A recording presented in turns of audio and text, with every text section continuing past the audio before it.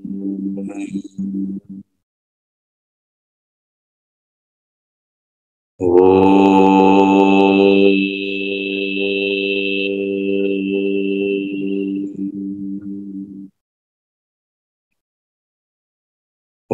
वांग मे मनसि प्रतिष्ठिता मनो मे वाचि प्रतिष्ठितम् आविराविर्मयेधि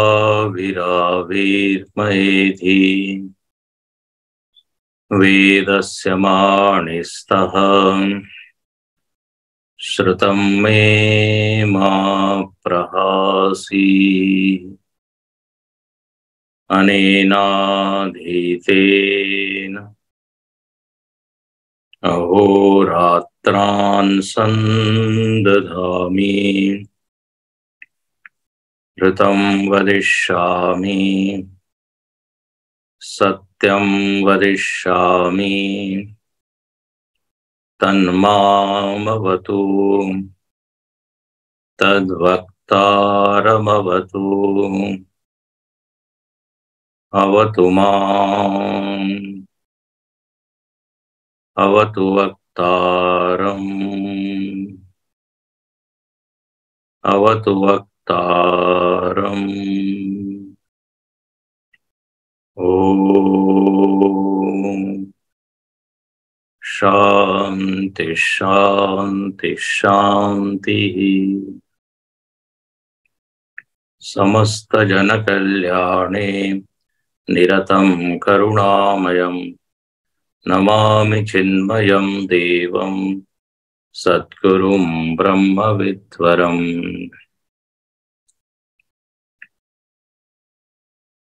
ईशावास्योपनिषद का शांति मंत्र हम लोग पढ़ेंगे। ओम पूर्णमदः पूर्णमिदं पूर्णात् पूर्णमुदच्यते पूर्णस्य पूर्णमादाय पूर्णमेवावशिष्यते। ओम शांति शांति शांति।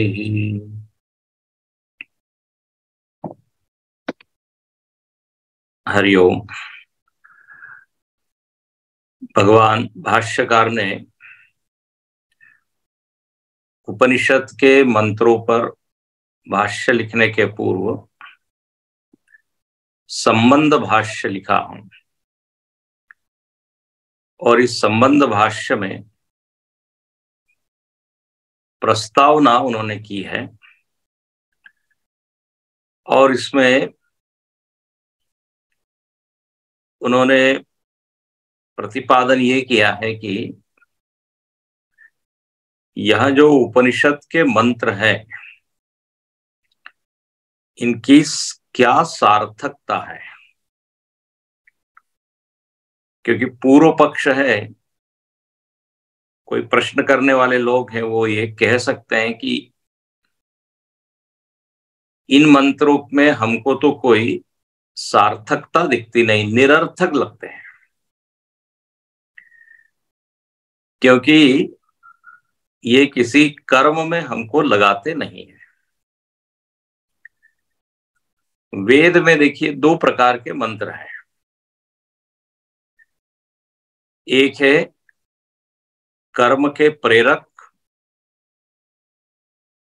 मतलब जिन मंत्रों को सुन के हमको कर्म करने की प्रेरणा मिले, कुछ करने की प्रेरणा मिले, तो कर्म प्रेरक मंत्र है। वो या तो सीधे तौर पे प्रत्यक्ष रूप से आपको आदेश देते हैं आप ऐसा करो, ये करोगे तो ये मिलेगा,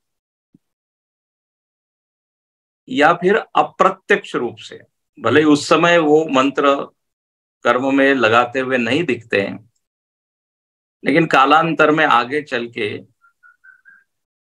उनका कर्म में ही विनियोग होता हुआ दिखाई देता है। तो सीधे सी आज की भाषा में बोले तो लोग उसको बोलते हैं प्रैक्टिकल ज्ञान।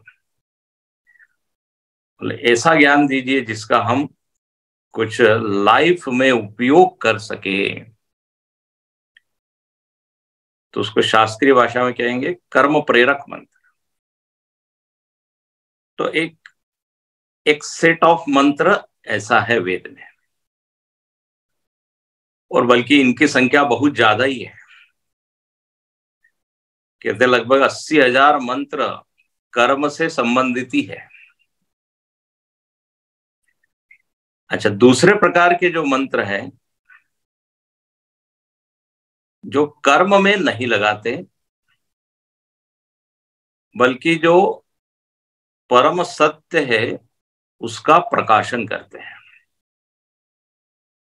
उसका ज्ञान कराते हैं।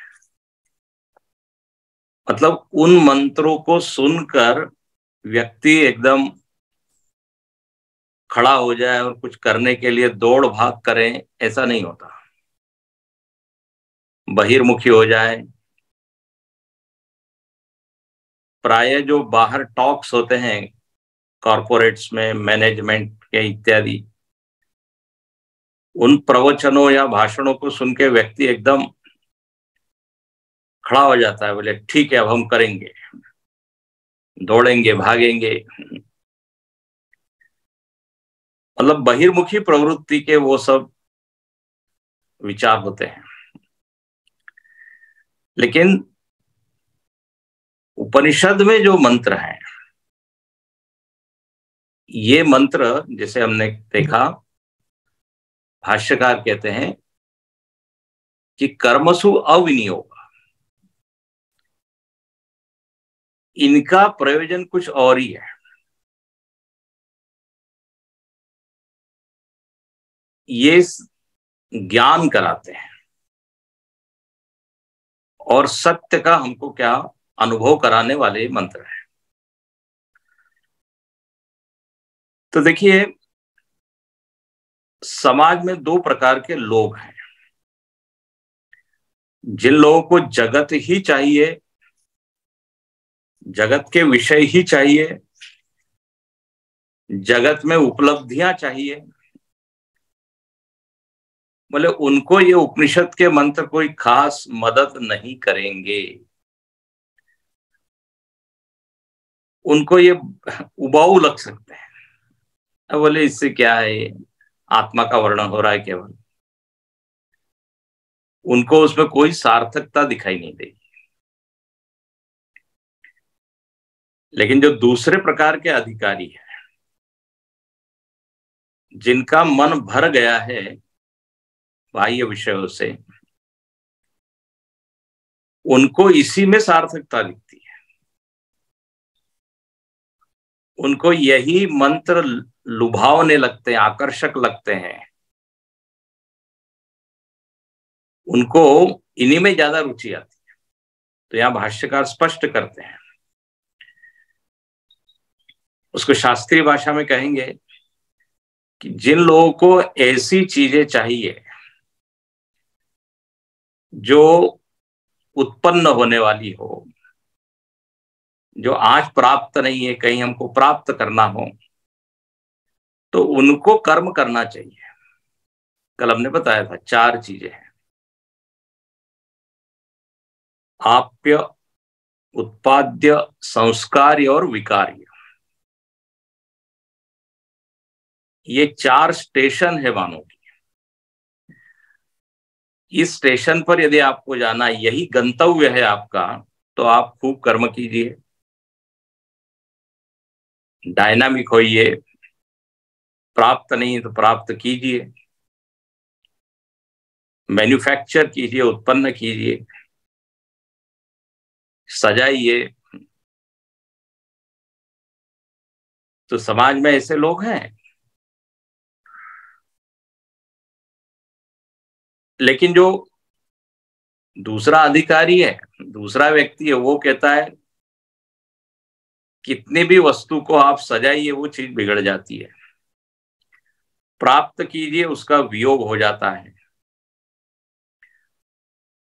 उसको मेंटेन करना पड़ता है। दुनिया की जितनी भी उपलब्धि है ना, उसको मेंटेन करना पड़ता है। जहां आपने थोड़ा अभ्यास छोड़ा, प्रैक्टिस छोड़ी, प्रयत्न छोड़ा, कि वो चीज छूट जाती है। खिलाड़ी है, संगीतकार है, चित्रकार है, जितने भी शिल्पकार हैं, बिजनेस है, तो वो आप पे है, तो उसको बनाए रखने के लिए सतत प्रयत्नशील रहना पड़ता है। अब एक अधिकारी ऐसा है जिसको इसमें ज्यादा इंटरेस्ट नहीं है, रुचि नहीं है। मतलब देखिए, ऐसा नहीं समझना चाहिए कि हर व्यक्ति को कर्म करने में ही रुचि आएगी और हर व्यक्ति को जगत के विषयों में ही उसको सुख दिखेगा, ऐसा नहीं है। कुछ ऐसे भी लोग हैं जो इससे ऊपर उठ गए हैं, तो वेद ऐसे लोगों की भी मदद करता है। तो यहां पर उसी को दिखाने के लिए ये भाष्य यहां पे लिखा है। जो जैमिनी ऋषि का मत था कि जो कर्म आपको जो मंत्र किसी कर्म में नहीं लगाते वो निरर्थक है, बोले ये पूरा सत्य नहीं है। हमको अब सत्य को जानना है, दुनिया की चीज नहीं चाहिए। अब यहाँ पे हम लोगों ने इस विषय को भाष्य में देखा। अगले पैराग्राफ में भगवान भाष्यकार यही बात बताते हैं कि कर्म का अधिकारी कौन है। देखो, दो दो स्पष्ट मत है, गीता में भी है।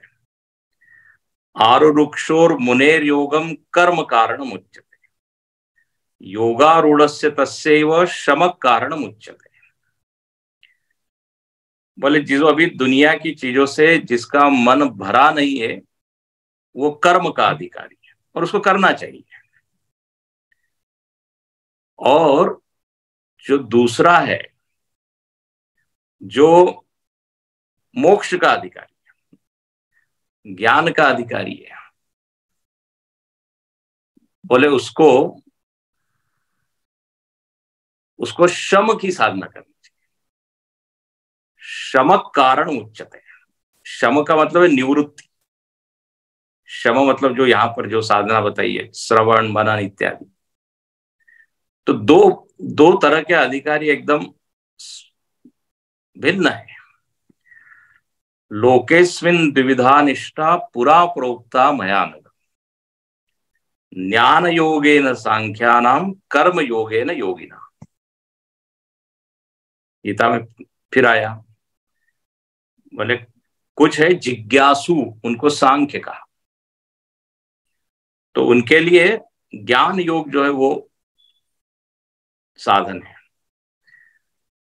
और जो लोग कर्मयोगी है, मतलब अभी उतने विरक्त नहीं है, उतनी मुमुक्षा नहीं है, तो बोले वो कर्मयोग करें।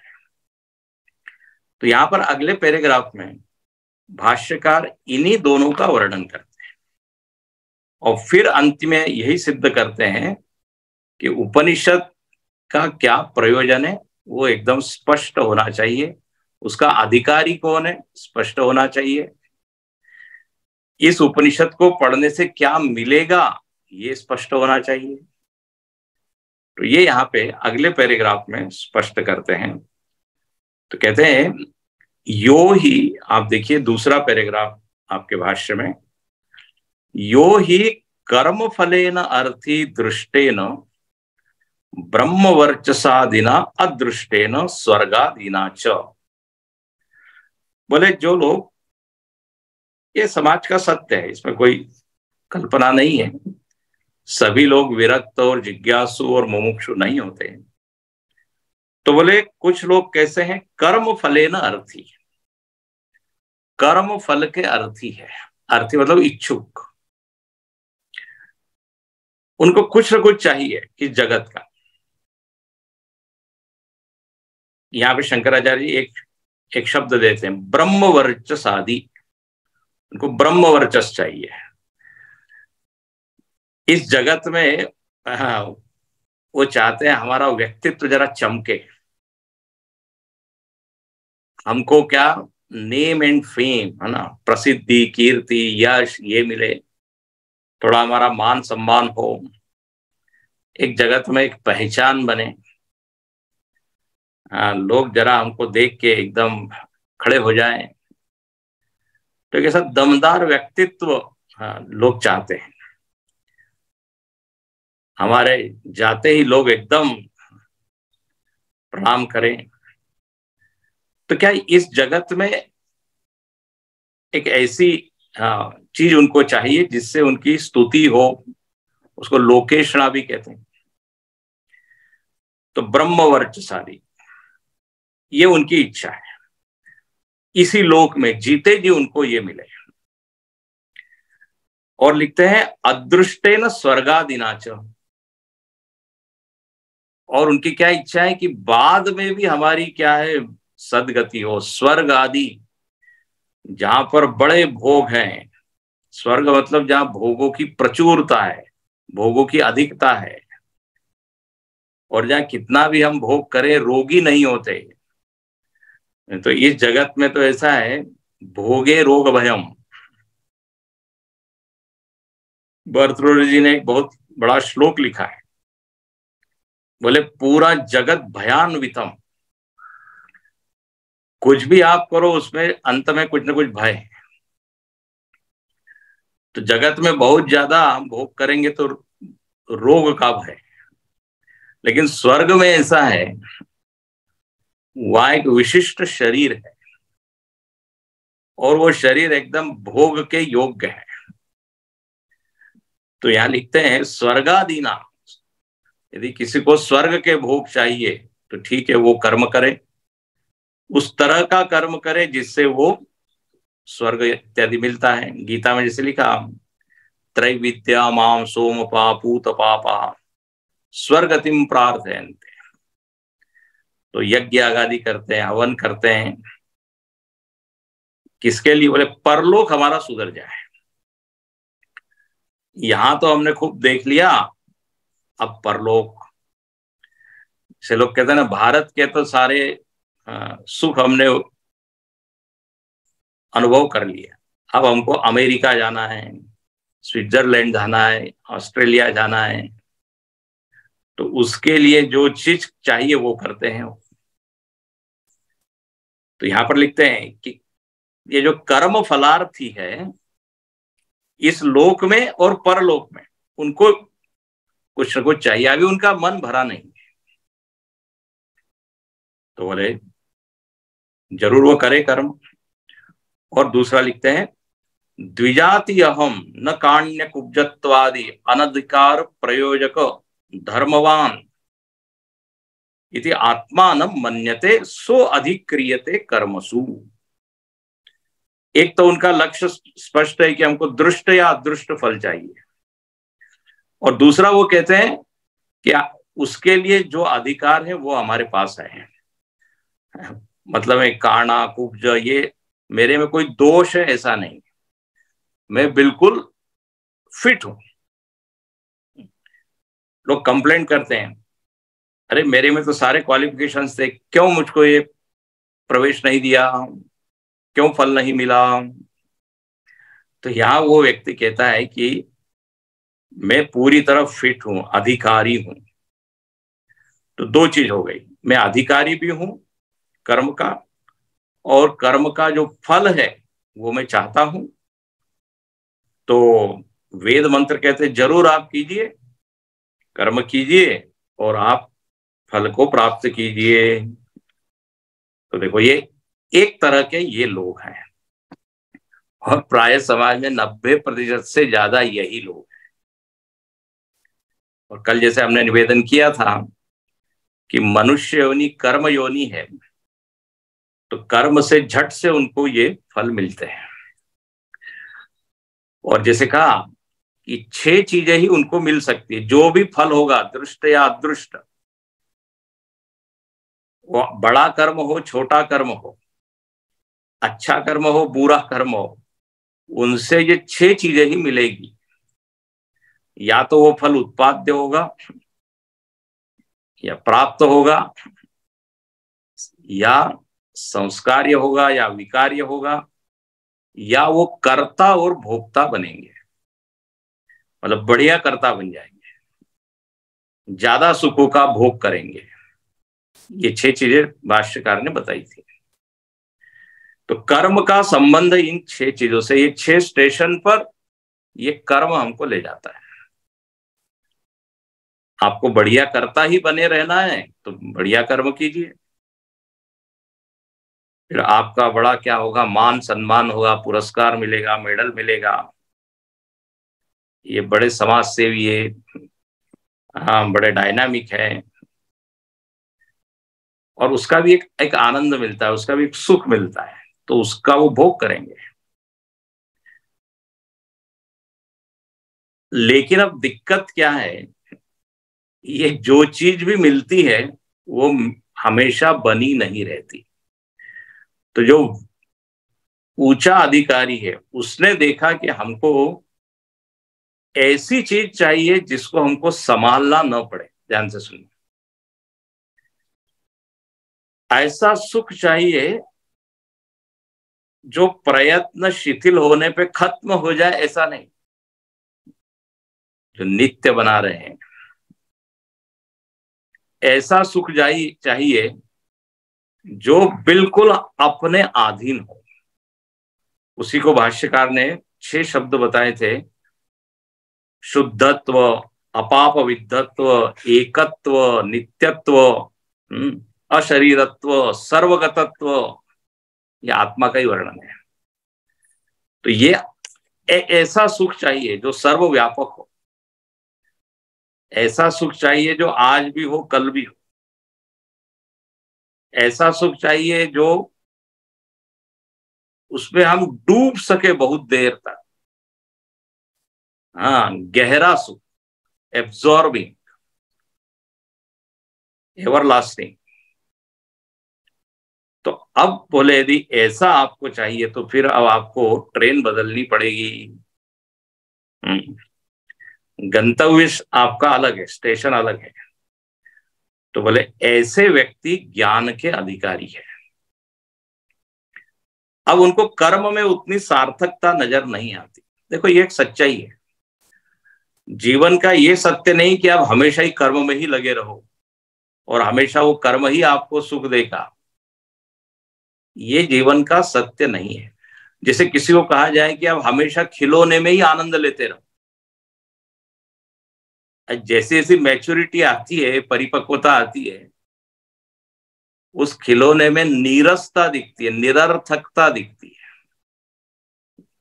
हाँ, वो उसको उतना आनंद मजा नहीं दे पाते जो 6 साल 7 साल का जब वो था तब उसको जो मिलता। तो ये सच्चाई है।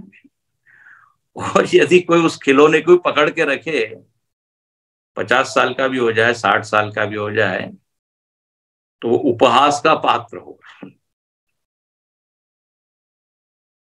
उसकी निंदा ही होगी, उसको लोग हंसेंगे। तो वेद भी मानो कि एक व्यंग करता है, आप यदि कर्म में ही लगे हुए हो और ये दृष्ट अदृष्ट फल की ही इच्छा अभी बनी हुई है, बोले अभी आप ग्रेजुएट नहीं हुए हो, आपने अगली कक्षा में प्रवेश नहीं किया। देखो यदि ये विरक्ति की कोई कक्षा ही नहीं होती, आसक्त बने रहना यही यदि जीवन की नियति या जीवन का सत्य होता, तो भगवान क्यों बोलते हैं कि शमक कारण उच्यते, हाँ, ज्ञान योगेन सांख्यानाम, क्यों बोलते हैं? और अपने यहाँ ये 4 आश्रमों की व्यवस्था क्यों होती, वानप्रस्थ और सन्यास? तो ये व्यवस्था है, इसका मतलब है एक मनस्थिति होती है जहां उसको ऊंची वस्तु चाहिए। उपनिषद ऐसे लोगों के लिए सामने आते हैं, बोले हम आपकी मदद करेंगे। इसलिए अगली पंक्ति देखिए: तस्माद एते मंत्राः आत्मनः याथात्म प्रकाशनेन आत्म विषयम स्वाभाविकम अज्ञानम निवर्तयन्तः। तो बोले अब जिसने दृष्ट अदृष्ट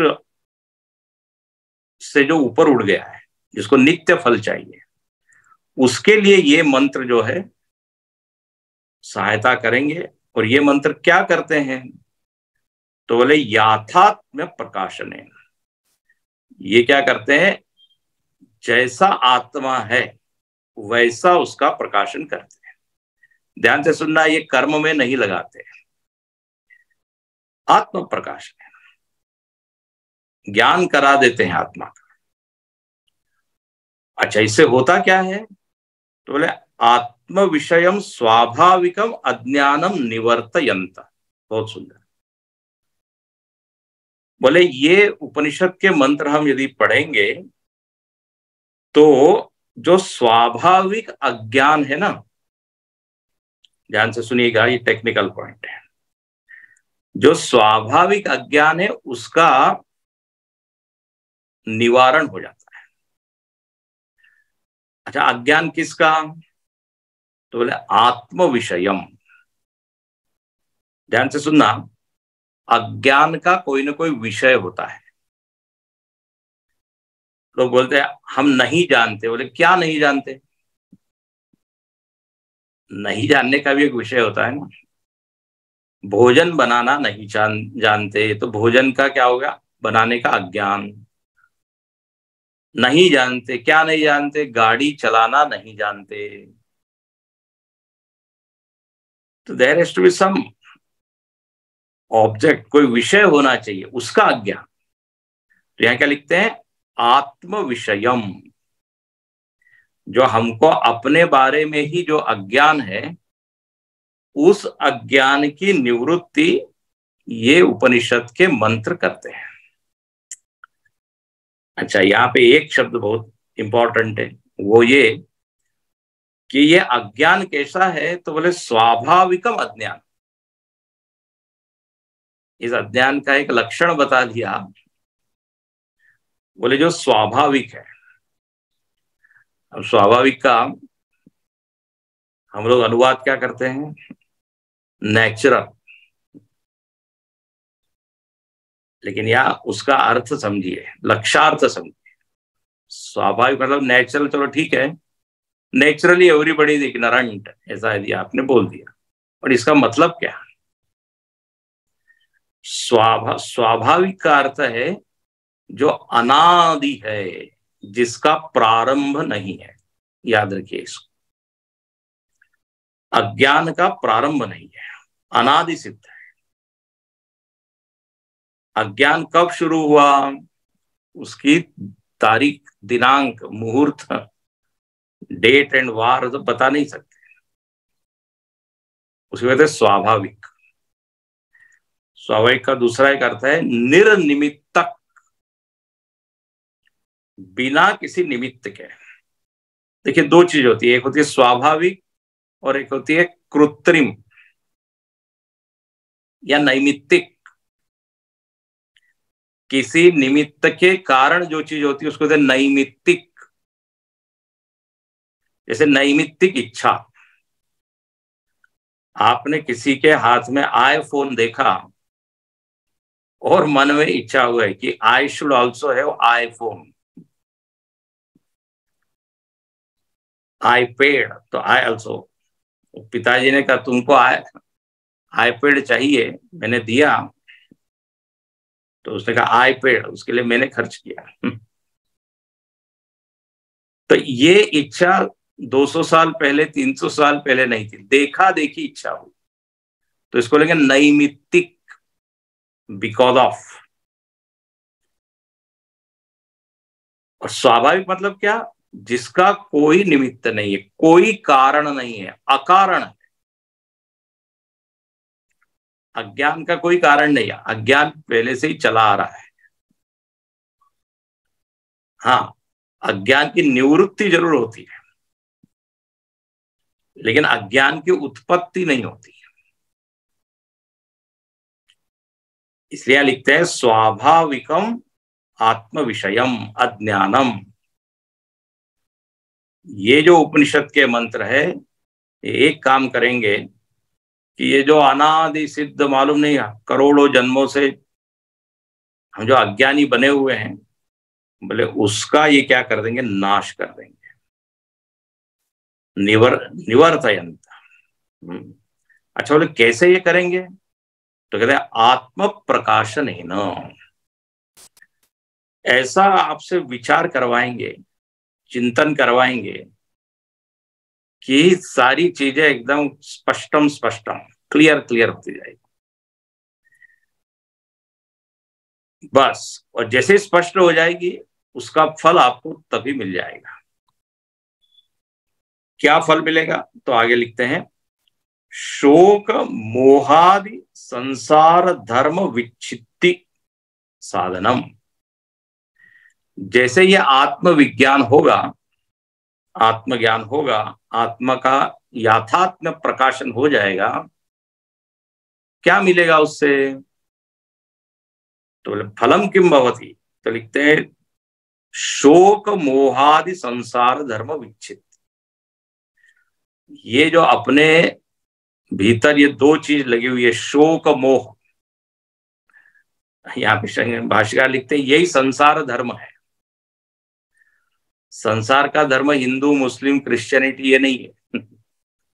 संसार का धर्म क्या है? शोक मोह। सारा संसार ये दो चीजों से पीड़ित है, हर व्यक्ति। शोकस्थानि सहस्राणि भयस्थानि शतानि दिवसे दिवसे मूढ़माविशन्ति न पंडिता। हजार कारण होते हैं जिसके कारण हम दुखी होते हैं, सैकड़ों कारण होते हैं जिसके कारण हम मोहित होते हैं। तो ये शोक मोह अपने भीतर लगे हुए हैं। पहले होता है मोह, और मोह का फल होता है शोक। हाँ, इनमें आपस में संबंध है। मोह मतलब अज्ञान, गलत ज्ञान, भ्रांति। वो हुआ नहीं कि शोक हुआ। दुख का कारण कोई व्यक्ति नहीं है, वस्तु नहीं है, परिस्थिति नहीं है।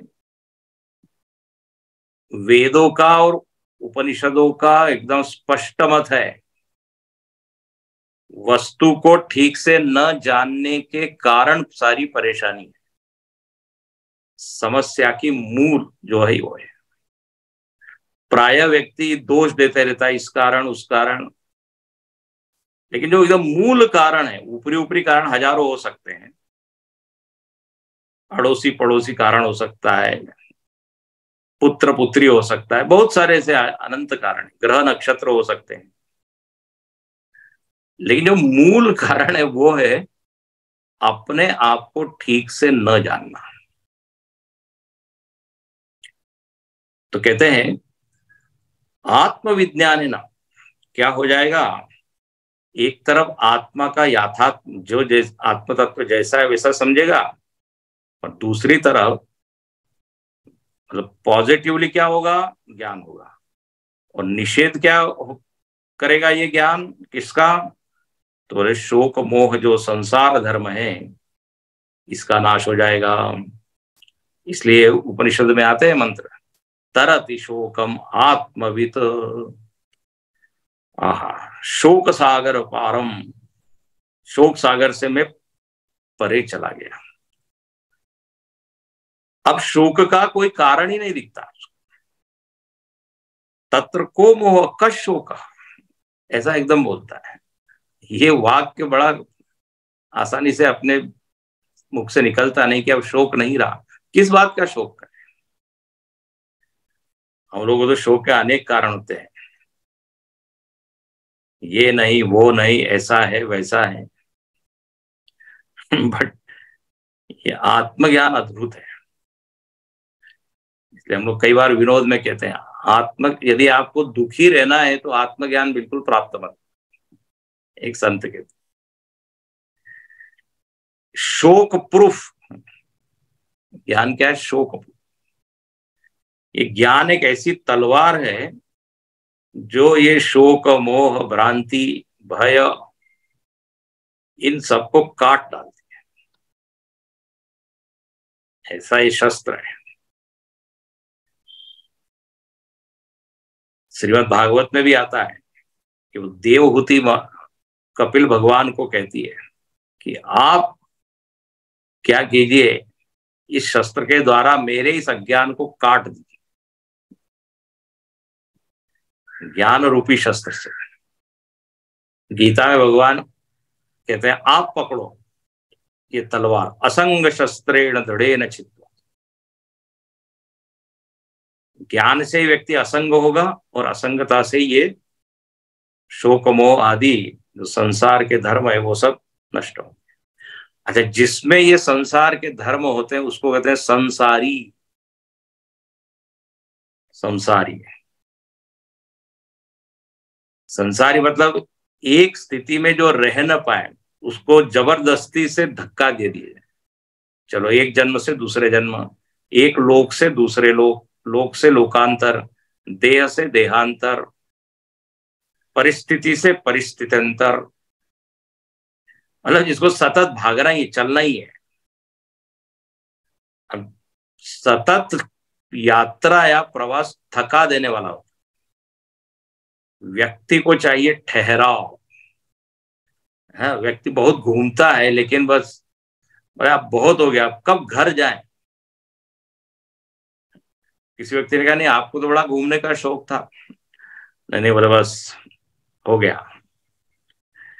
तो इससे ये मालूम पड़ता है कि घूमना हमारी प्रवृत्ति नहीं है, प्रकृति नहीं है, सॉरी, स्थिति, स्थिरता, ठहराव। इसलिए गुरुदेव कहते थे ओम इज योर होम। तो यहां पर लिखते हैं व्यक्ति को इन संसार धर्मों से मुक्त करके ये ज्ञान आपको क्या देता है, बोले ऐसा आनंद देता है जो हमेशा बना रहता है। तो शोक मोहादि संसार धर्म विच्छित्त साधनम आत्म एकत्व आदि विज्ञानम उत्पादयन्ति। यदि हम उपनिषद की शरण में जाएं तो आत्मविज्ञानम उत्पादयन्ति, आत्मा का विज्ञान उत्पन्न होगा। एक होता है ज्ञान, एक होता है विज्ञान, आगे और भी देखेंगे। विज्ञान मतलब साक्षात सीधे सीधे वो देखता है कि यस मैं ऐसा हूं, और जहां पे शोक आदि के लिए कोई कारण ही नहीं है वहां पे वो इतना आनंद और इतनी शांति और इतनी तृप्ति अनुभव करता है, तो उसको कोई कारण नहीं दिखता, कंप्लेंट के लिए कोई कारण नहीं दिखता। उसको तो विज्ञानम उत्पादयन्ति। लेकिन ध्यान रखना ये विज्ञान कब उत्पन्न होता है, तो बोले जाओ अपनी तैयारी अच्छी हो।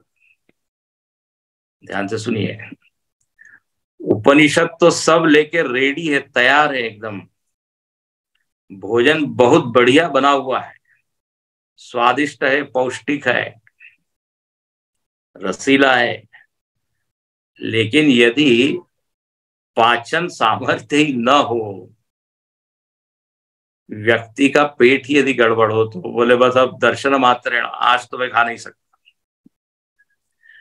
तो वो अधिकारी नहीं है। ज्ञान कितना ही बढ़िया हो, इतना बढ़िया फल देने वाला हो, लेकिन यदि अधिकार की कमी होगी तो वो पचेगा नहीं।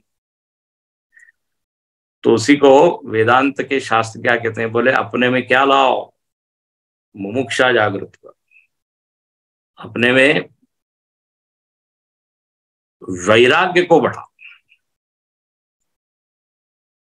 मन और इंद्रिय का संयम जो है उसको बढ़ाओ, श्रद्धा की मात्रा बहुत हो, एकाग्रता हो। तो इसको शास्त्र की भाषा में क्या बोलेंगे, साधन चतुष्टय संपन्न। जिन लोगों ने पढ़ा है उनको मालूम होगा। तो जितनी तैयारी हमारी बढ़िया होगी उसको कहते हैं प्रमाता दोष। जितने प्रमाता में दोष कम होंगे, प्रमाण तो सामने उपलब्ध है, इसी प्रमाण को पढ़ के अनेक लोग मुक्त हुए, अनेक लोगों ने आनंद लिया, हम क्यों नहीं लेगा।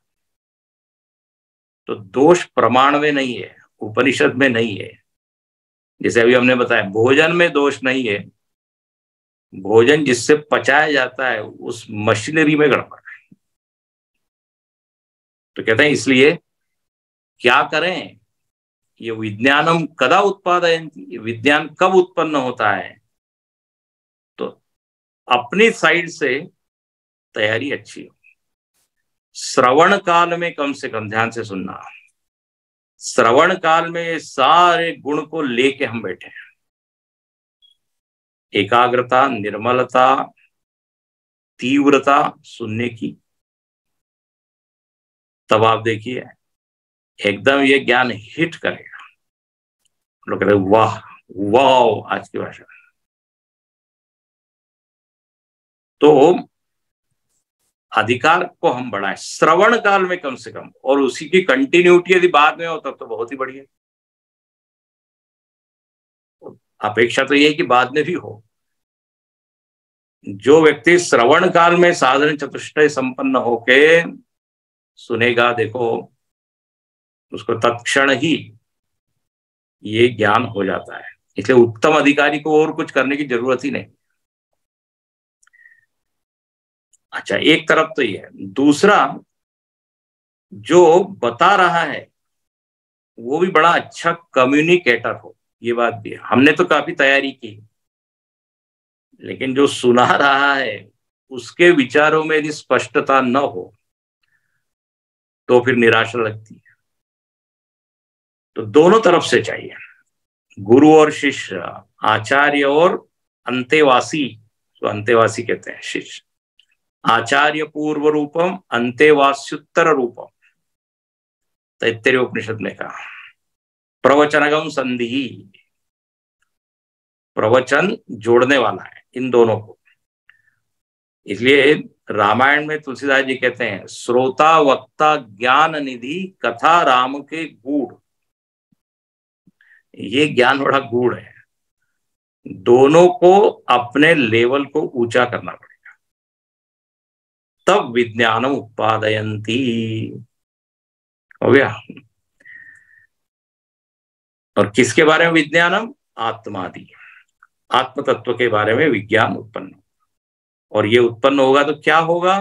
तो बोले एक तरफ मैं कौन हूं ये स्पष्ट ज्ञान होगा, और दूसरी तरफ उसी का परिणाम होगा शोक आदि जो वृत्तियां हैं जो व्यक्ति को परेशान करके रखती है, वो सब समाप्त होगी। और अंतिम लाइन क्या कहते हैं? इति एवं उक्त अधिकारी अभिधेय संबंध प्रयोजनान मंत्रान संक्षेप तो व्याख्यास्यामः। बोले